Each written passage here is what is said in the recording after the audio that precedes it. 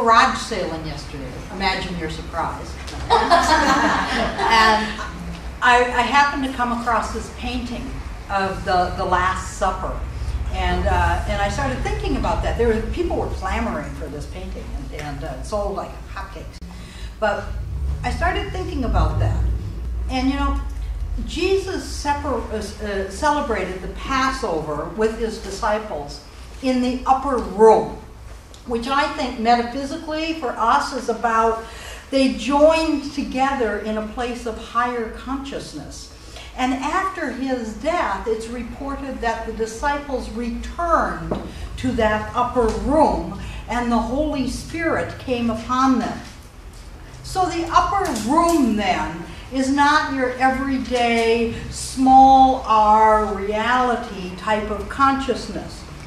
The upper room, I think, is the big R reality consciousness, elevated consciousness, higher consciousness.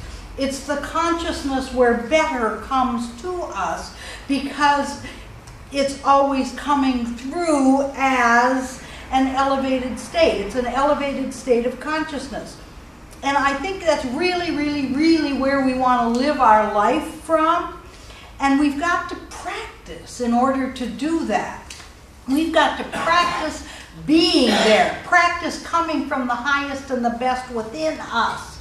Because after all, that's what God is. God is the highest and the best within each and every one of us. And so maybe we touch that place, that upper room kind of consciousness, when we pray and when we meditate and when we attend classes, we do our affirmations. Maybe it's when we go to the beach or we walk in nature. Maybe we touch that higher place of consciousness within us when we're surrounded by people that we love, where we know that we're living the life that we came here to live, and we know how special life is. I hope that we come in touch with it sometimes when we come to church. And what I imagine happened with the disciples of Jesus after he passed away, after he was gone, was that they wished that they had been a little more committed to getting it, committed to learning everything they possibly could from this master teacher, committing to living it. And I bet you anything that they said, I wish we'd spent more time together in the upper room. And I think they probably meant that physically and metaphysically. Do any of you remember the play Our Town? I remember it because we did it in high school. I mean, I think every high school of that age probably did Thornton Wilder's Our Town. And one of my favorite lines in that play is where young Emily looks back at her life and the life that she's left, and she says, does anybody really know how wonderful life is while they're living it? I think that's such a great line. Does anyone really, really know how wonderful life is while they're living it? And I know everybody has stuff that deadens them in their life. They do. And it's probably different for each and every one of us. It all comes down to the same, but it looks different for each and every one of us. So let's not even go there. You know what it is for you. I know what it is for me. But the point here to get is that if we waste time with the things that deaden us, we will not be able to take advantage of all the opportunities that life is continually offering us. If we're always caught up in those things, if we're putting our energy into the things that deaden us, when life is trying to pour itself into us and express through us, the universe is trying to express its infiniteness through us. And when God is continually trying to give to us, if we keep putting our attention on dead stuff, it's just not going to work, you know? Because we teach in the science of mind that All God does is give to us. It is the Father's good pleasure to give us the kingdom. That the universal presence, the Father, Mother, God, is always giving itself to us consistently. But if we're focusing on things that deaden us, then we can't receive life's bounty. It's like we're saying, I'm sorry, I'm full. I'm too busy being dead. I'm trying to deaden up here. That doesn't make sense. And the idea that I'm talking about here is, well, if you think about, you all remember George Bernard Shaw. He said it so well, I'm not even going to try and say something different than he did. He says, I want to be so thoroughly used up when I die. When I die, I want to be so totally used up. That's what we're really talking about here. And I believe how we do that is that we take every opportunity to live and love boldly and to live a wide, expansive life. That whatever life presents to us, the people, the opportunities, the situations, the occasions, that we take that like a sponge and we soak it up, and then we wring out everything there is in potential. We let it wring out, and then we get the most out of life. That's what we're talking about here today. And it's interesting to me that people do not realize that this life that we know right here, right now, it's not going to last forever. And yes, we teach that life absolutely goes on. We believe that every single person is a spiritual being, and that the spirit that you are existed before you got here, and it will continue after you pass away from this plane of action. You continue to exist on planes of action that we have not trained our eyes to see as of yet. Absolutely, that's true. But this, what we have now, right here, right now, will not always be exactly as it is. There will be change. It will not last forever. It's one of those spiritual problems, I guess. It's a paradox. It's a kind of a good news, bad news kind of thing. You know, which is why we want to have the eyes to appreciate it right now.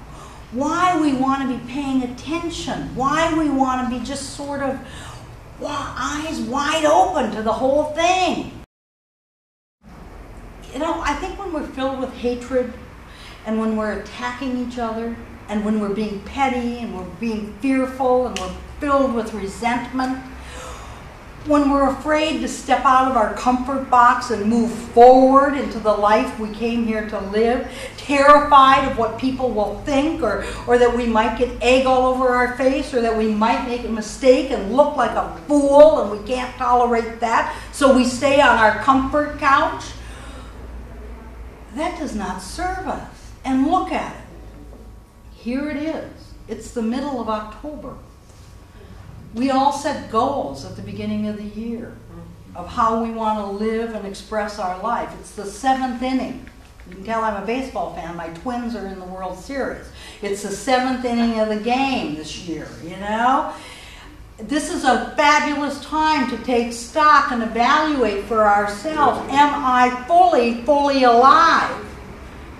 And a good question to be asking ourselves about that is, what percentage of your life feels really, really good to you? Just come up with a percentage. What percentage feels really good? Just a percentage. What percentage of your relationship really feels good to you? What percentage of your health really feels fabulous and good to you? And like many of us, most maybe, I don't know, you'll come up with maybe something around 50%. 50% is, oh my God, we got work to do. You're living life at 50% or less maybe. We're in the 7th inning here. Bases are loaded. Do not leave 17 runners on base like the Twins did. But we got to get going, you know? We have some serious work to do. As St. Irenaeus said, The glory of God is found in the person who is fully alive. It's that quote, that old quote of, what is it? Your life is God's gift to you.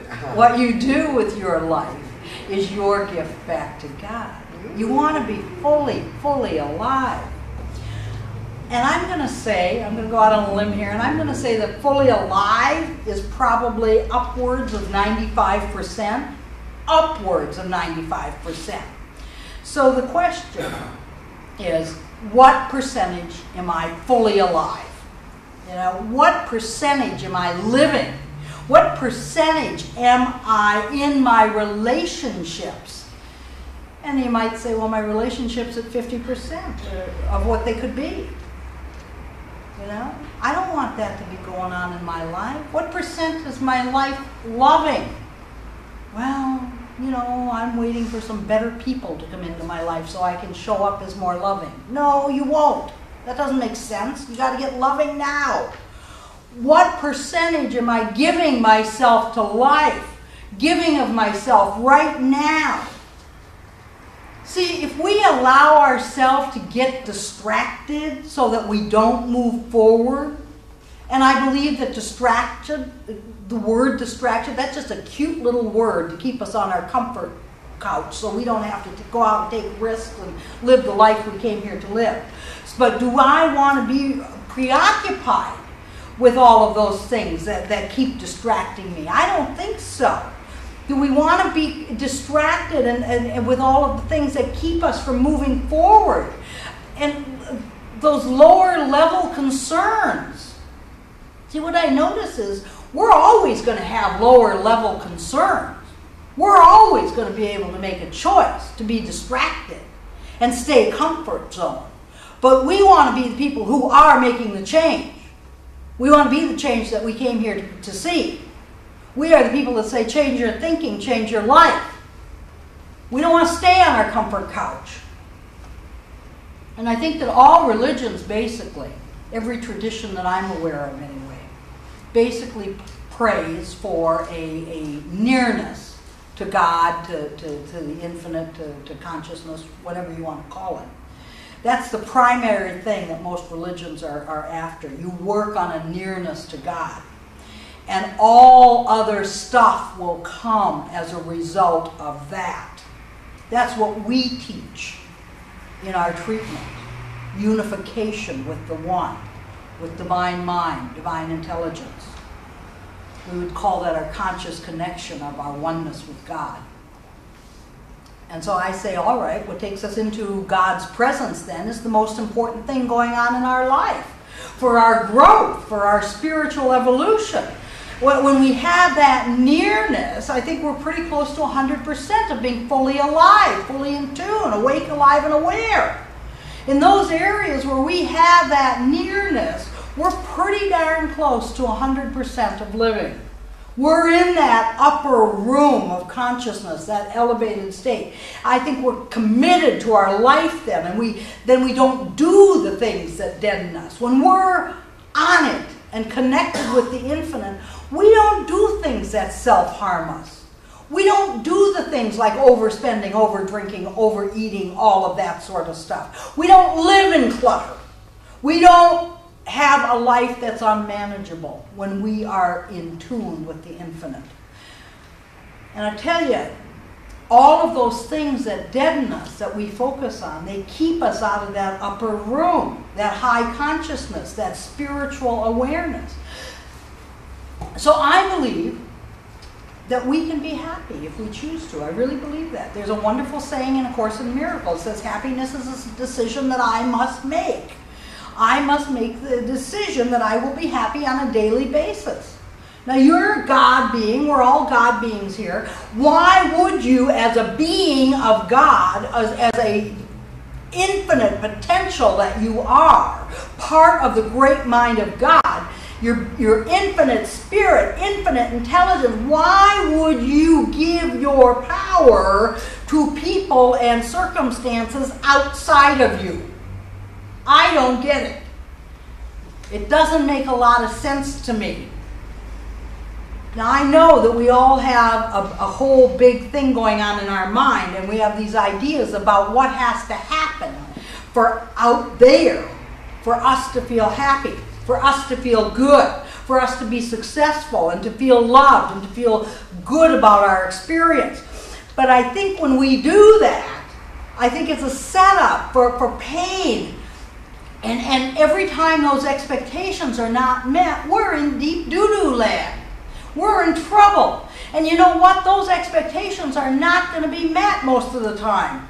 An awful lot of the time they're not going to be met because we cannot control, and it is not our business to control other people or circumstances.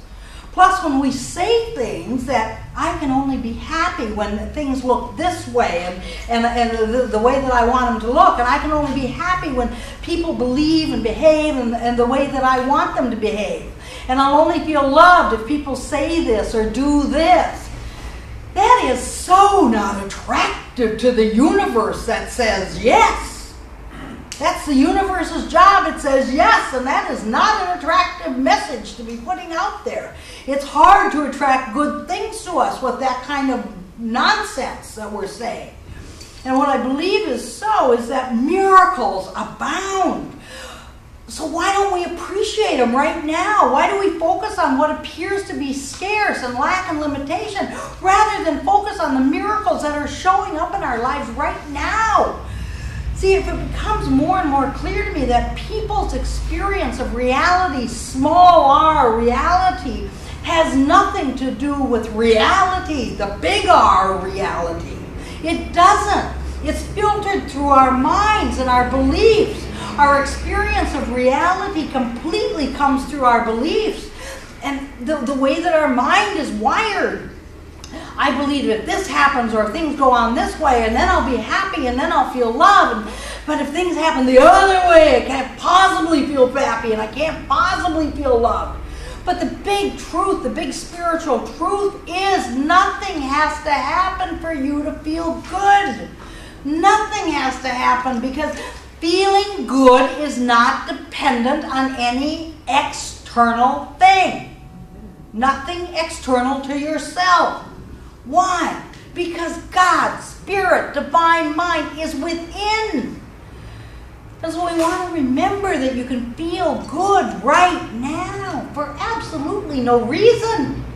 Wouldn't that be an incredible thing to approach our life and say, you know, my feelings about life, my feelings are about having a good time, my being happy, my being joyful, my being loved, is not dependent on other people, not dependent on anything that happens out here. It's kind of scary to be that powerful, isn't it? Jeez. You know, and here's the thing, and everybody does this. I see it happen all the time, and I'm guilty. I've said it a couple times. You ask people, how's your day going? Having a good day? Well, I don't know yet. Day's not over. I don't know. I'll get into bed. I'll check it out. I'll make a list, pros and cons, and then I'll let you know if I had a good day. You know? That is so totally limiting.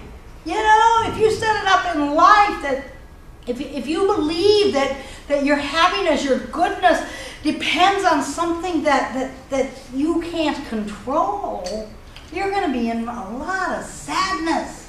There's going to be a lot of difficulty in your life. There's going to be a lot of terrible times, I think, you know? So the key is so simple. The key is what we teach. Change your thinking, change your life. No. I can be happy and I can feel loved no matter what. How fabulous is that? I can feel happy and I can feel loved no matter what's taking place. You know, no matter what's going on, I can be creatively fulfilled. I can be financially abundant. I can feel whole and complete and perfect. That's upper room consciousness. That's an elevated state of consciousness. I picked up a friend at the airport, and one of the things that was going on there is that there were 2 soldiers coming back from Iraq. And the people were very, very kind and supportive to them. I was very happy to see that. Didn't always see that in the war of my time. But they were wonderful to them, and they were caring, and they were loving. And I heard somebody say to one of the soldiers, "What are you going to do with your time off?" And the guy says, "I'm going to eat a lot of real food. I'm going to eat a ton." And the other guy says, "And I'm going to take showers." Who would have thought? But I suppose if you've been in the desert for, 6 months, 8 months, you want showers. It'll be high on your list. But one of the soldiers was a daddy. And it was so great because I got to watch this. And he had maybe a little 4-year-old daughter. And she just flung herself at him and wrapped her arms around his neck, and she just hung on for all she was worth, like if she would hold on so tightly that he would never have to go away again. And it was just great to watch this, and it brought to my mind that was upper room consciousness, the love, the joy, just being so filled with life and love, no matter what the conditions are. You just don't miss a thing. And we don't miss things by playing the game of when, or someday how, or if, It's the game of someday down the road. Because I think we have to look and we have to say that I can be flexible and I can be creative and I can be intelligent here right now with what I have, with what is right here and right now. And we say, well, not with what's here right now. Yes, absolutely. Because the thing is, have you noticed life is a variable event? Have you noticed that? There's a huge, huge margin of variable and gray in life. And what we do is we say things like, well, I'll do this, and then I'll do this, and then that, and then if this happens, I'll be happy, and if this happens, I'll feel love. If they pay me more, I'll feel more value. If, then. But really, we want to have a lot of ways that we can feel so good, just the way it is right now. We want to have lots of ways that in science of mind speak is that it can all be perfect. And perfect doesn't mean that it just looks one way. See, there's lots of ways for it to be perfect. And I know that we have lots of ways. It seems that we have lots of ways anyway. We have lots and lots of ways that we can feel bad. We do. And only a few ways that we can feel good.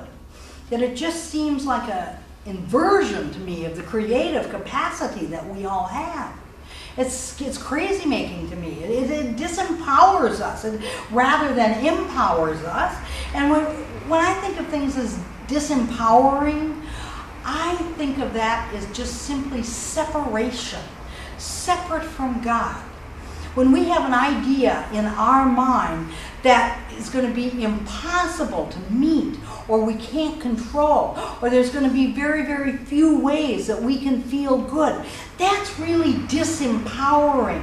We're going to feel that separation. And you may say, well, what's the good deal? What's the big deal about feeling good? I know you're not all from Minneapolis, but you may be saying that. What's the big deal? Well, here's the big deal, and it is a big deal.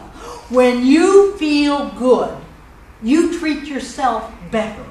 When you feel good, you treat other people better. We treat other people well. Have you noticed that? And I think that's what the world is hungry for. That's the basis of our wars, our distrust, our feelings of lack. We want to treat other people well, everybody well. And we all have this incredible divine potential within us. When we feel good, it's like we turn the faucet on for that divine potential and it all comes flowing forward. It's real easy for that divine and that divinity that's all stored up within each and every one of us to come forward when we feel good.